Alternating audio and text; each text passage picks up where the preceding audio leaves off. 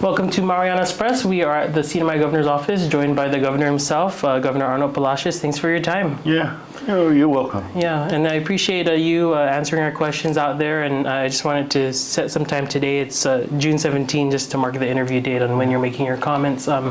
There's a lot going on out there. First, I want to talk about your upcoming trip. You're leaving soon for the Western Governors Association. Right, Tell us about what you're planning there. Well, this is the first time I'm going to engage in the Western Governors. These are governors that I have come to know over the past 2 years, and these are the regional governors. So it's going to be regional. The Western states are going to be there. They're going to be very interesting because Secretary of Interior is going to be there.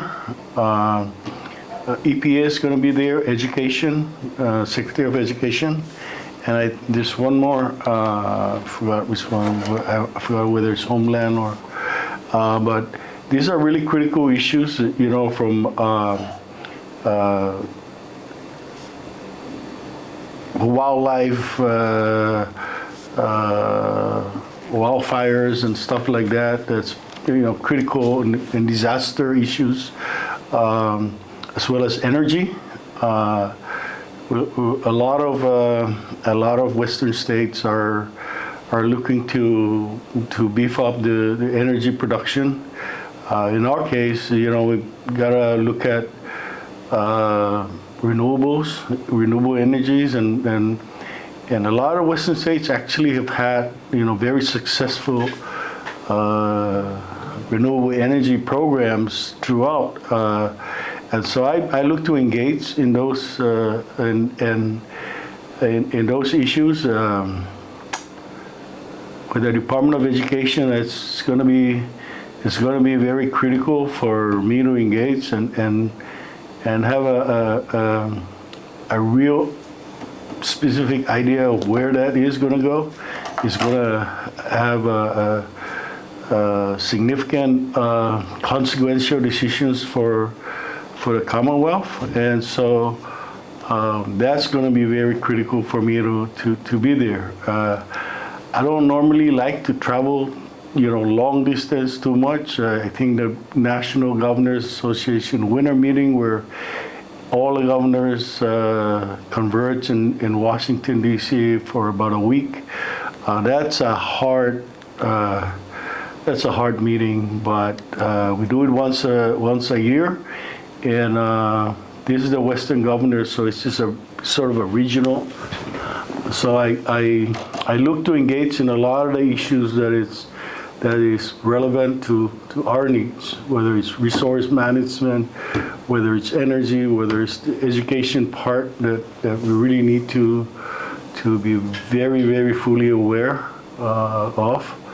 So. All right, and you mentioned the Interior being present there. I know even in your State of the Commonwealth address, you mentioned 902 talks and how it wasn't a lost effort to start it with Cantor back in the last administration. So what's the latest update? Or have you had the first meeting for 902 already? No, we're going to actually, thank you for that question. Actually, Mr. Cameron, who's the designee for the president for the 902 discussions, him and I are going to do virtual. I was hoping that he would be there. Unfortunately, he couldn't make it in person. But we're gonna have a virtual meeting to run down the issues again, and then go through the rules of engagement, because these are going to be new people and new discussions. So we want to make sure that we're all on the same page, and we're going to try to set a date and for the next meeting and the venue for the next meeting. So those are the things we gotta get a handle on that right away, and so that I'm looking at maybe sometimes in August or September or in the fall. And in fact, I just talked to Mike Sablon, who is the point person for our 902, and he's going to be in on that virtual too. We just got to get it. We're down to 2 dates for that virtual meeting. We just got to get a specific date, whether it's on the 24th or the 25th of June that we're gonna meet. That's still being worked out. So yeah, that's where we're at, and I gotta push that out, you know. All right, and I wanted to shift to another topic about the increasing visible presence of immigrations and customs enforcement. I'm sure you might have seen the viral videos going around, much more public. I mean, of course, these, you know, raids, enforcement, whatever you call it, they're not new, but of course they're happening under this new administration with that is very aggressive in these efforts. So what's your comment there? Have you received any sort of briefing from the feds or anything like that? No, I haven't. You know, I've kind of, you know, I know that that's an issue that unless it's critical and they need to give me that information. I respect that.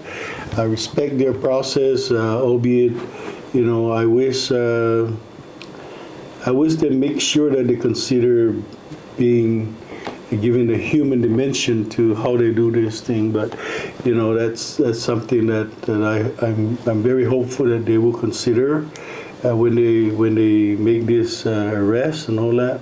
But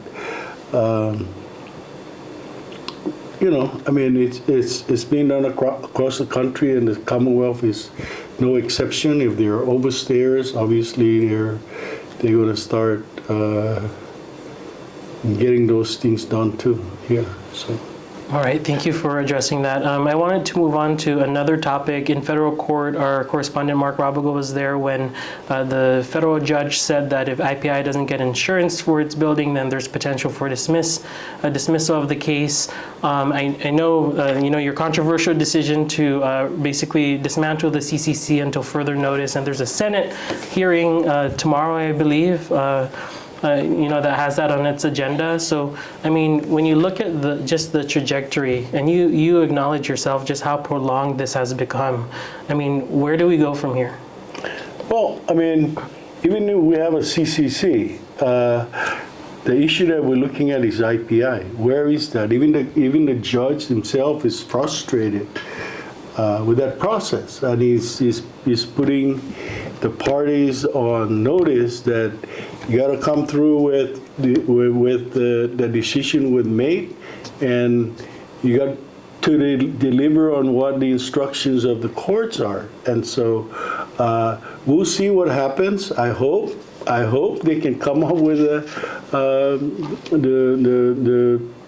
insurance, the insurance and the liability insurance that they need to come up with, and get that out of the way so that they can move forward. And if they do that, then they would have a chance to double back and negotiate we can negotiate with them on a license. But if they don't do that, then they get the IPI gets liquidated. And so where do we go from there? Perhaps we need to talk. You know, probably have to talk to some of the legislatures, like, okay, so what do we do? Do we continue with the casino industry? How do we do it? Is it going to be an exclusive again, or how do we? Is there a need to change the law? And I guess what I'm saying is that those discussions, albeit we can start thinking about it, but, you know, right now the decision has to be, we have to wait and see what the court decides. And I know there was also a press release from Senator Carl King Neighbors, which you responded to in writing, basically alleging that there's he defending the legislative authority against executive overreach. I mean, do you want to just in person tell me your response to that? And well, I mean, that's stand by your decision? Basically what my response is very simple. Yeah, I understand. Look, every executive, governor, president, whatever, has the constitutional authority to do an EO. Trump's got over 100 executive orders. I mean, that's within the confines of his authorizations by the constitutional authorization, right? And so that's also provided to me as the governor of the Commonwealth, and I exercised it. And of course, it's going through the process with the legislature, and that's the process, and we'll go from there. I mean, I don't think it's a constitutional overreach. To be fair, though, a lot of the executive orders have also faced court, injunctions and things like that. Sure, but I'll tell you, for that executive order, I exhaustively thought about it, exhaustively talked it with the Attorney General, and I said, what are the options for us? Look, I mean, without really going into details, I mean, our CCC has been pretty much not functioning for over, 3 years. And I can say this because it's a fact and it's on record that we had to fork out close over $300,000 of general fund so that we can fund them throughout these negotiations that are required by the courts, because they basically ran out of money. And so are we going to continue to chase that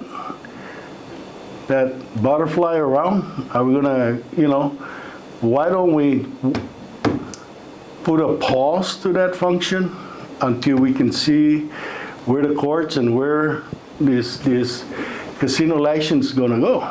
In the meantime, they continue to obligate the Commonwealth with rentals and other fees, right? And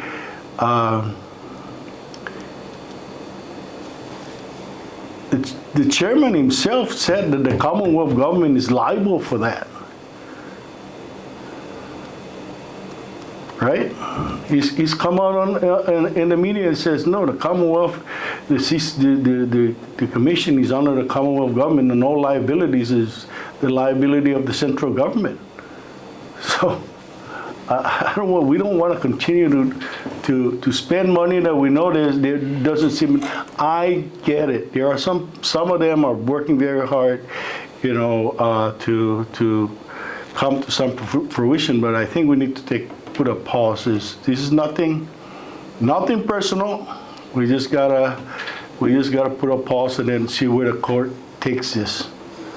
All right, Gov, thanks for answering that. Along kind of the same lines, we all know that you vetoed the Tinian effort about, related to the stablecoin. The AG it's in the AG's court, right now. He's handling that. In interviewing Vin Armani, one of those involved in that, he talked about a chilling effect that lawsuit has on investors. And in a separate interview, totally separate, we interviewed Mr. Joe Zuzu, who talked about the need for a more friendly business environment. If you take a Google search of the CNMI, you might see that businesses get sued, right? Or it doesn't work out, or deals are made. Is the message that we're sending out to the world that if you come here in the CNMI, we're going to sue you if you're a business? No, absolutely not. The fact of the matter is that the Attorney General has the authority, is given to him by the Constitution, that he basically came out and said this is unconstitutional, right? And so if that's challenged, he needs to defend that in court. And so I believe he's just doing what he says. I mean, but what about the notion of, like Mr. Zuzu was saying in a separate interview, of being more business friendly, especially during this harsh time? I get it. I agree with him that we need to put together a plan to streamline, particularly permits or the processes, right?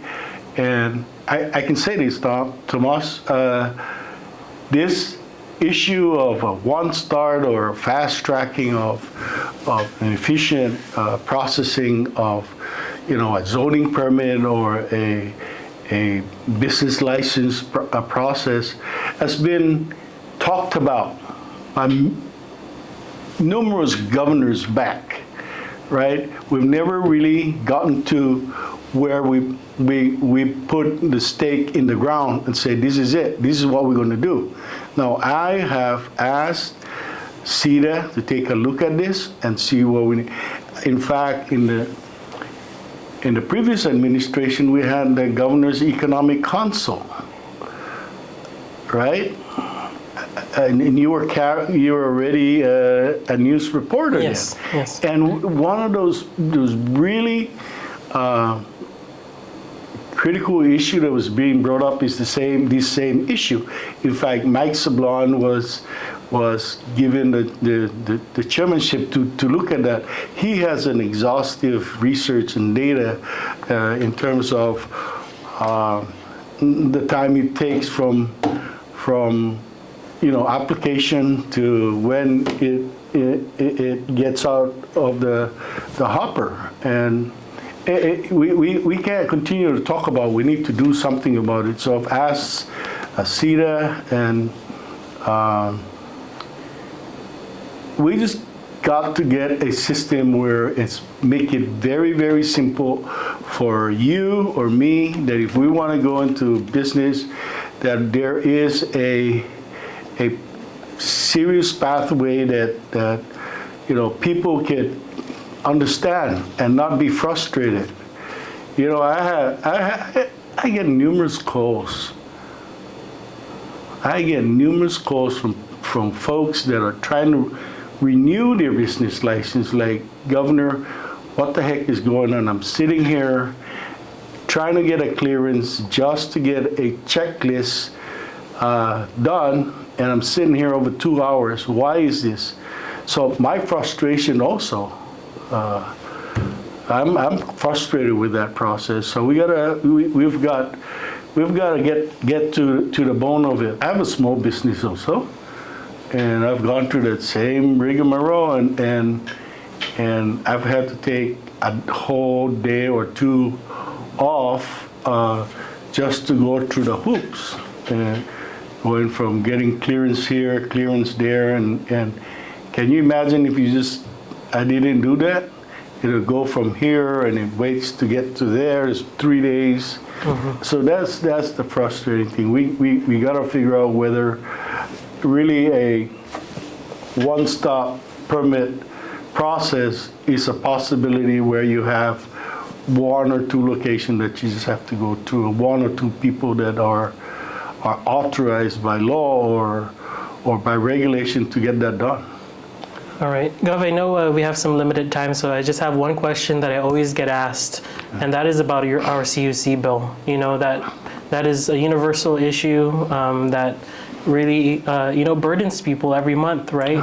So I know you went to CUC, you made your own personal appeal, we published that remark, but what can you tell people about, and we just had some rolling blackouts, right, this past week on up here, so what's the outlook on that? I know. Well, I continue in even in that meeting, I actually had some very intense frustration also, because I've been in office for 2 years, and it's the same subject. And it's been ongoing. We're going to get the RFP in a couple of months out for either renewables, so that potentially we can bring down those unit costs of producing electricity, or go to an IPP, right? Because if you have a private operator of the power generation system, they're going to make sure that it's more efficient, cost efficient, and it's stable. That's what we're trying to get to, but it seems to be taking a long time for our board, and I'm hoping, because Mr. Watson said, June or July, I'm going to call him out on it. I've already talked to several of them, and I said, this continues to be an issue. And I think we need to get to a point where we're efficient in our engines, so that it produces efficiently and the cost is effective. And we have an antiquated system, even in Rhoda. I'm just crossing my finger and nothing happens to those engines in Rhoda and even the engines on Saipan. So yeah, one of the engines stripped, right? So if we have an IPP, independent producer that's there for a long haul, they're going to invest to make sure that the power is stable, the power is, the costs for producing those power generation is low, and the consumer would benefit on it. And then how do you complement other renewables?